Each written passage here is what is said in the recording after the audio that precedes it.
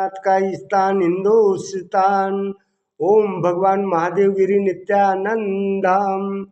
ओम किशन गुरु ग्राम घोड़ा डूंगरी, तहसील घोड़ा डूंगरी, जिला Betul, Madhya Pradesh. Phone number 8461907608। Sadguru Kishan चिदाकाश Gita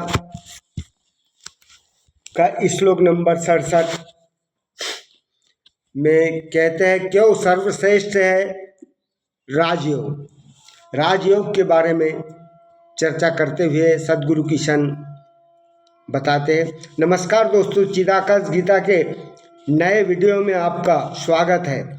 आज हम चिदाकाश गीता के श्लोक नंबर 67 पर चर्चा करेंगे। जैसे जैसे हम चिदाकाश गीता में आगे बढ़ते जाते हैं, हमें बड़े बाबा यानी महादेव गिरी नित्यानंद महाराज का प्रेम का अनुभव होता है कि वैसे वे हम सभी के कल्याण के लिए चिंतित रहते थे।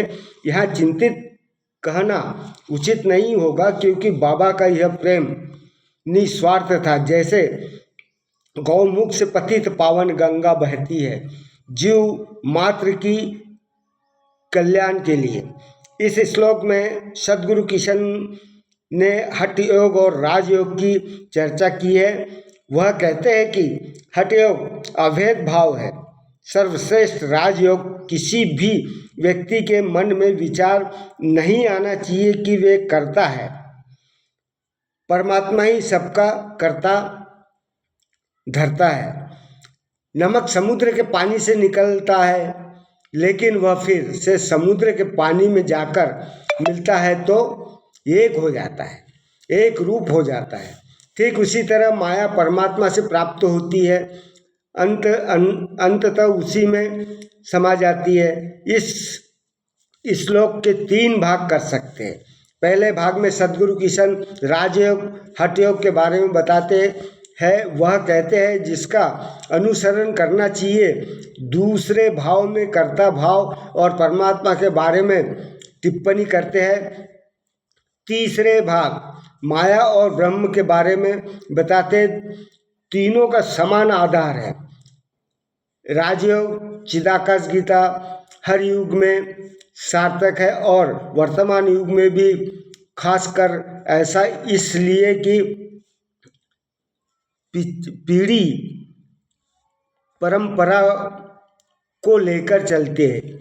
लेकिन जो इसमें फिर से लौट रहे हैं, ऐसे में पता होना चाहिए कि इस विषय में क्या लाभ होगा। सदगुरु किशन हठ योग की वैध भाव से बताते हुए राजयोग की राह पर चलने के लिए, राजयोग को समझने के लिए लोगों ने कई किताबें लिखी है। हमारा सुझाव है कि ब्रह्मवासी रामकृष्ण परमहंस के शिष्य विवेकानंद जी ने दोनों का अंतर समझाते हुए कहा है कि योग का लक्ष्य दिल और मन पर नियंत्रण करना तो है ही, लेकिन उसकी गहराई आध्यात्मिक तौर पर नहीं है, बल्कि बलशाली शरीर हठ योगी है। हठ योग एक ऐसा विद्या है जो नियंत्रण पर बल देती है, लेकिन इसका लक्ष्य आध्यात्मिक विकास नहीं, बल्कि केवल शरीर स्वस्थ और होना होता है। हठ योग का कुछ भाग राजयोग से सामान्यता रखता है, जैसे आसान इत्यादि, लेकिन पूरी तरह से भौतिक शरीर पर निर्भर करता है। हठ योग का उद्देश्य शरीर को मजबूत बनाना है, लेकिन हमारे लक्ष्य के आध्यात्मिक तक के लिए काम नहीं करता। विवेकानंद कहते हैं कि हठ योग का परिणाम शरीर को दीर्घायु बनाता है। हठ योग के लिए स्वस्थ ठीक हो वही एकमात्र विचार है।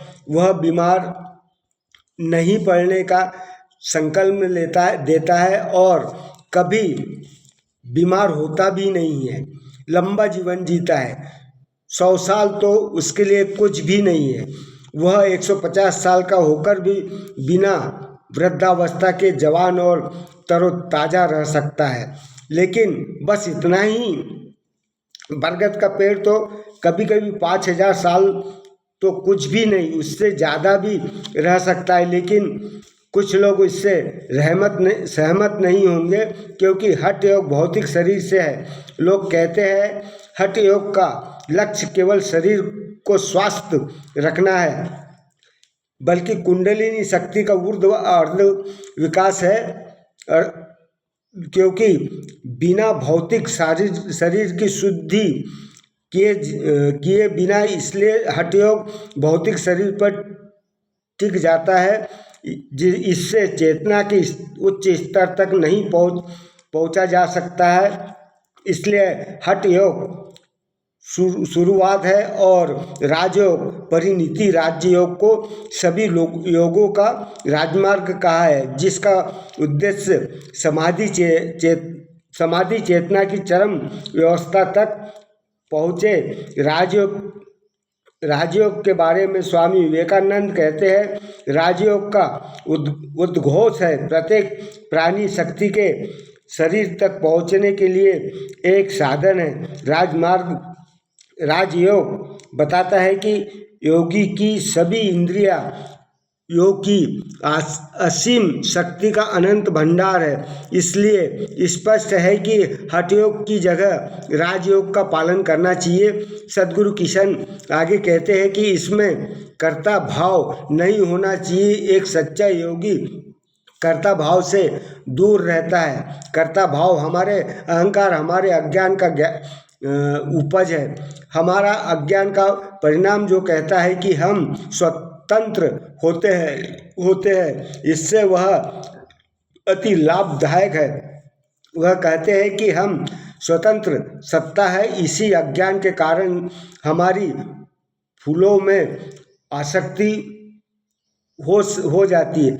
यही हमारे फलों में आसक्ति हो जाती है, उनके दुखों का मूल है। इसलिए कर्ता भाव से मुक्ति ले लेना परम आवश्यक है। सब कुछ उस परम तत्व से निहित है। श्लोक के तीसरे भाग में सद्गुरु किशन कहते हैं कि माया ब्रह्म से अलग अस्तित्व नहीं है, ब्रह्म की शक्ति है, उससे न केवल होती है।